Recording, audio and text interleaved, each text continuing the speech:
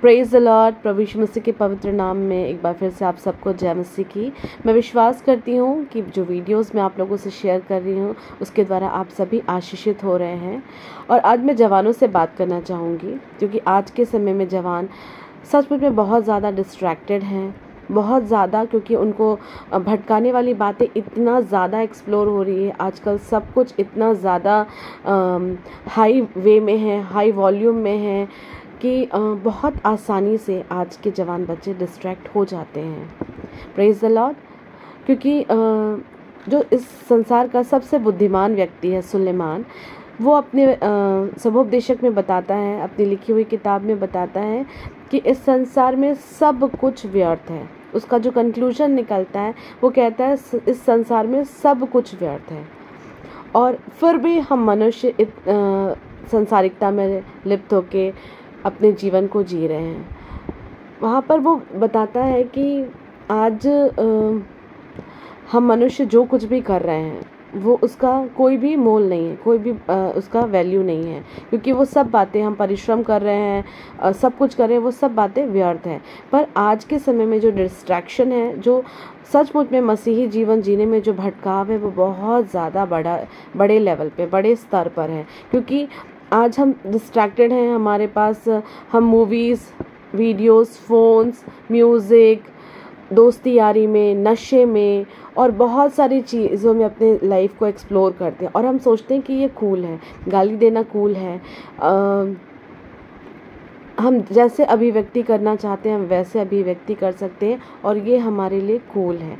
ऐसा नहीं है प्रियो, आपको अभिव्यक्ति की आज़ादी है, पर क्या वो सही है, क्या वो गलत है, ये आपको जज करना पड़ेगा।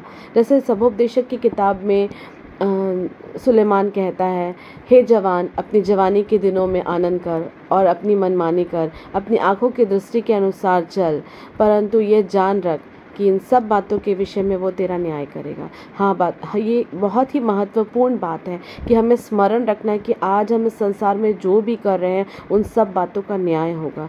यदि हम गाली दे रहे हैं, आपको पता है प्रियो, गाली देने वाला कभी भी स्वर्ग के राज्य में प्रवेश नहीं कर सकेगा। हमको बहुत अपने ज़बान को सोच समझ कर इस्तेमाल करना है। तो अभिव्यक्ति is in a right way is a proper thing. पर यदि आपकी अभिव्यक्ति, कोई भी चीज़ को आप अभिव्यक्त कर रहे हो, प्रेजेंट कर रहे हो, और वो गुड वे में नहीं है, तो वो सब कुछ वेस्ट है। और हमको ज़रूरत है कि हम जो भी कार्य कर रहे हैं वो ऐसा करें कि हमारे जीवन से परमेश्वर की महिमा हो। तो क्या करेंगे, कैसे करेंगे, आइए इन बातों के विषय में हम सीखेंगे। वह उसी सबोपदेशक के अध्याय में ही 12वें अध्याय के पहले पद में सुलेमान इसका सॉल्यूशन बताता है। अपनी जवानी के दिनों में अपने सृजनहार को स्मरण रख, इससे पहले कि वे दिन आए और वे वर्ष आए जिनमें तू कहे कि मेरा मन इन बातों में नहीं लगता। हमको अपनी जवानी के दिनों में, जब हमारे पास बल है, सामर्थ्य है, जब हम अपने आप को प्योर रखते हुए अपने परमेश्वर को स्मरण करने पाएंगे, हम अपने परमेश्वर को स्मरण करेंगे, तब हम इन पाप अंधकार की बातों से बचे रहेंगे।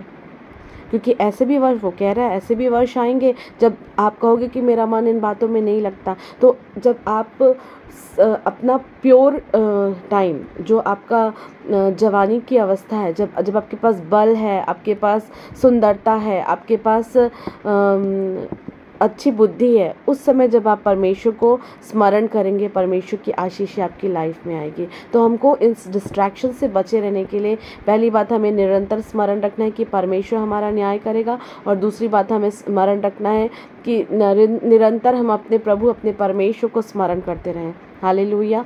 वैसे ही एक तीसरी बात है, पवित्र बनो, क्योंकि पहला पत्रस पहला अध्याय के 15 और 16 पद में लिखा है, पवित्र बनो जैसा तुम्हारा बुलाने वाला पवित्र है, वैसे ही तुम भी अपने सारे चाल चलन में पवित्र बनो, क्योंकि लिखा है पवित्र बनो क्योंकि मैं पवित्र हूँ। Praise the Lord. वो हमारा जीवता परमेश्वर महापवित्र स्थान में रहता है, वो पवित्र परमेश्वर है, और हमारी योग्यता नहीं है प्रयोग कि हम अपने आप से अपने आप को पवित्र बना सकें।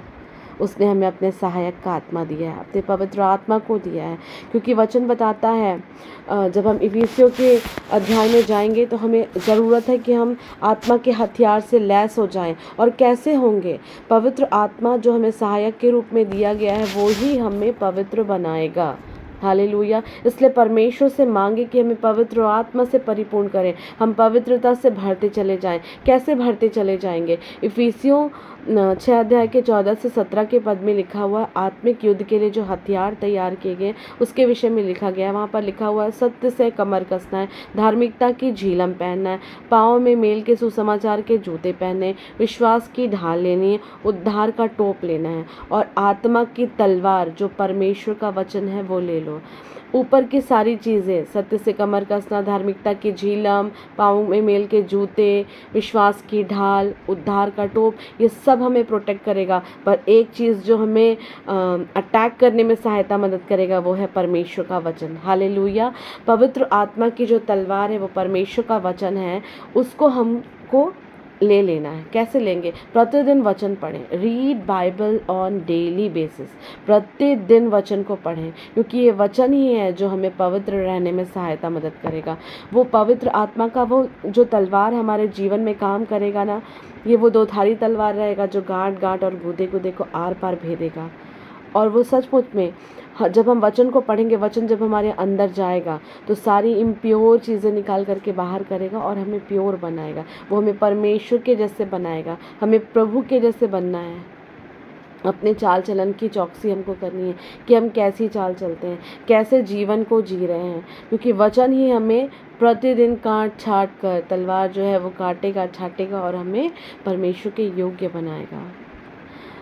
फिर भजन संहिता 119 के 9वें पद में लिखा है, जवान अपनी चाल को किस उपाय से शुद्ध रखे। क्या तरीका है, कैसे शुद्ध रखे? उसके आगे में लिखा हुआ है, तेरे वचन के द्वारा सावधान रहने में। हालेलुया। परमेश्वर का वचन ही है जो हमें हमारी चाल को शुद्ध करने में सहायता मदद करेगा। आज कोई भी जवान जो ऐसी दशा में है, जो नशे में है, व्यभिचार में है, पाप में गिरा हुआ है, जिसके मुंह से गाली निकलती है, जो अपने माता पिता का आदर नहीं करता, अपने परिवार के लोगों को नहीं समझता, उसके लिए आज ज़रूरत है प्रियो कि वो बाइबल को पढ़े। वो परमेश्वर का वचन जब आपके अंदर आएगा तो वो सारी अंधकार की बातें बाहर चली जाएंगी। और उसके आगे फिर ये दाऊद जैसे अपने जीवन में कहता है कि मैंने तेरे वचन को अपने हृदय में रख छोड़ा है कि तेरे विरुद्ध पाप न करूं। तो जब वचन अंदर जाएगा तो पाप बाहर आएगा, हम पाप से बचे रहेंगे, क्योंकि हमको पाप का ज्ञात ही तभी होगा जब हम वचन को पढ़ेंगे, जब हम बाइबल को पढ़ेंगे, तभी हमें पता चलेगा कि पाप क्या है। झूठ बोलना पाप है, चोरी करना पाप है, यदि हम अपने भाई बहनों से प्रेम नहीं करते, बैर रखते हैं, ये पाप है, ये हत्या के बराबर है। तो हमें ज़रूरत है कि हम परमेश्वर के वचन को पढ़ें। और एक 5वीं बात और बता करके ख़त्म करूँगी।